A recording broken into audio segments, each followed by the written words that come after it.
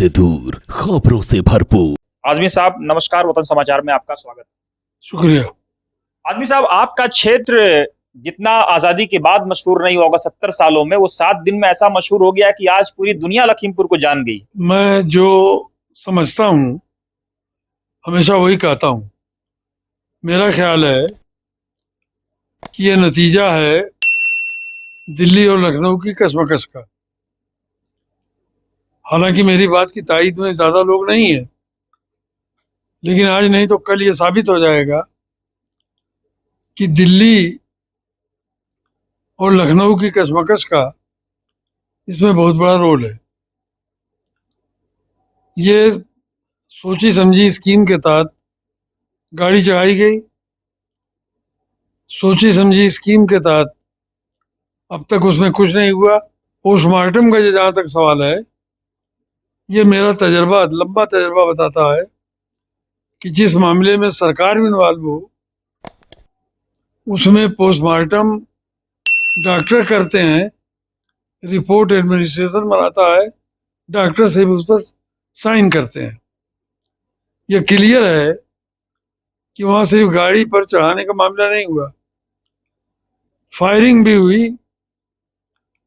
जो मैं इस पर मुतमईन हूं कि मंत्री के बेटे ने फायरिंग की, लेकिन शायद सुन रहा हूं कि गोली से कोई नहीं मरा है।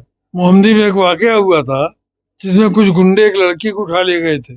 4-5 दिन के बाद वो वापस करने आए, तो वापस करते वक्त जाड़े के दिन में रजाई में लपेट के वो लड़की को खेत में लेट गया। घर वालों को खबर हुई, गांव वालों को खबर हुई, तो उन्होंने ऊपर से लाठी लाठी मार डाला उसको। सरकार की बदनामी का सवाल था। सरकार इन्वॉल्व हुई और डॉक्टरों ने ये कह दिया कि रेप हुआ ही नहीं। एक लड़की गुंडे उसको उठा के ले गए और रेप करता हुआ पकड़ा गया, मारा गया वो।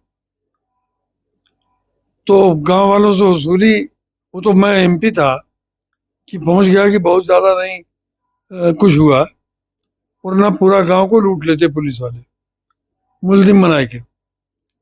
तो जहाँ जहाँ सरकार इन्वॉल्व हो वहाँ पोस्टमार्टम का कोई वैल्यू नहीं। लेकिन आजमी साहब, आपका तो ये आरोप है कि ये दिल्ली और लखनऊ की कशमकश है, लेकिन सवाल ये है कि जो गाड़ी चलाई गई या चढ़ाई गई या जो आरोप है मंत्री महोदय के बेटे पर, वो दिल्ली के इशारे पर हुआ है या लखनऊ के इशारे पर हुआ है?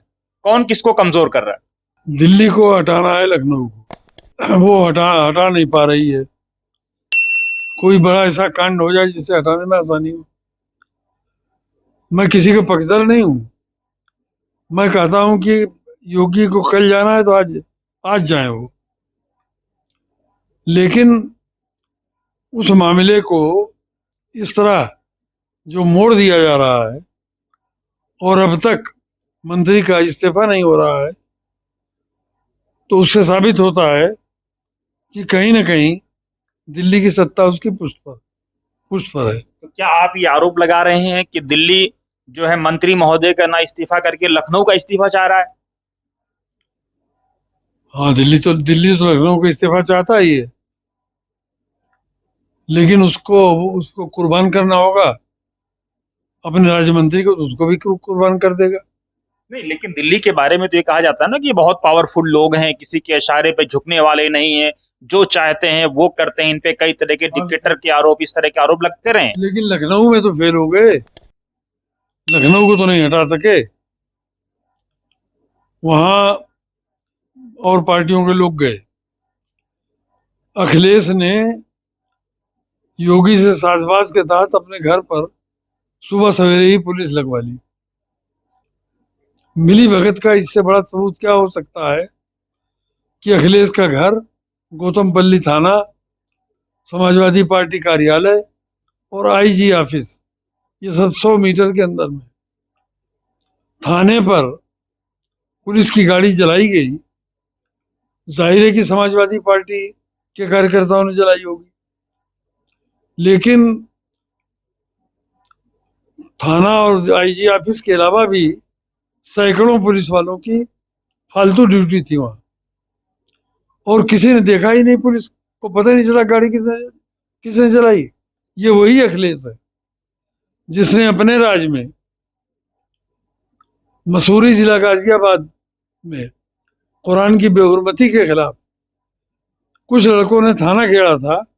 सिर्फ थाना घेरने के इल्जाम में कोई गाड़ी वाड़ी नहीं जलाई गई थी। 11 मुसलमानों को गोलियों से भुनवा दिया था, 11। और समाजवादी के मुसलमान जमूरों को न उस वक्त शर्म आई, न आज शर्म आ रही है। जिस अखिलेश के जमाने में थाना घेरने के जुर्म में 11 मुसलमानों को भुनवा दिया गया था, उसी अखिलेश के घर के बगल में समाजवादी पार्टी ने थाने के सामने खड़ी पुलिस की गाड़ी जलाई और सैकड़ों पुलिस फालतू थी उनको रोकने के नाम पर, और किसी ने नहीं देखा किसने जलाई। नहीं, अखिलेश का तो सुन एक लो, ये मिली भगत ऐसे ही है जैसे लखीमपुर में है। नहीं, आप तो अखिलेश पे जो आरोप लगा रहे हैं, बात समझ में आ रही है। कोई मुजफ्फरनगर का दंगा हो या इस तरह के और वाकये हो, वो सीए एनआरसी में जब उनके बच्चे पहुंच गए तो उनको सफाई देनी पड़ी मुसलमानों से अपने आप को दूरी बनाने के लिए। लेकिन उसके बावजूद मुसलमान क्यों दीवाना है अखिलेश के पीछे? मुसलमान तो हमेशा अपने कातिलों के पीछे दीवाना रहा है। तो राहुल के बारे में नरम गोशा रखते हैं ना? नहीं, राहुल के बारे में नरम गुस्सा बिल्कुल है मेरा। मेरा इसलिए कि राहुल कांग्रेस का अकेला आदमी है जो सीधे आरएसएस पर ब्लेम कर रहा है।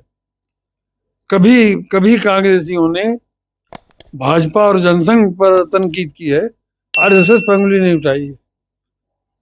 और यही वजह है कि राहुल इस वक्त किसी पद पर नहीं है। आप ये मान रहे हैं कि जिस तरह से राहुल ने यूपी में संघर्ष किया है, तो क्या कांग्रेस पार्टी का ग्राफ यूपी में बढ़ेगा कुछ? अब कल क्या होगा, योगी हटाए जाएंगे कि नहीं हटाए जाएंगे, टेनी निकाले जाएंगे कि नहीं निकाले जाएंगे, 2-4 दिन में कुछ सूरत यार क्लियर होगी।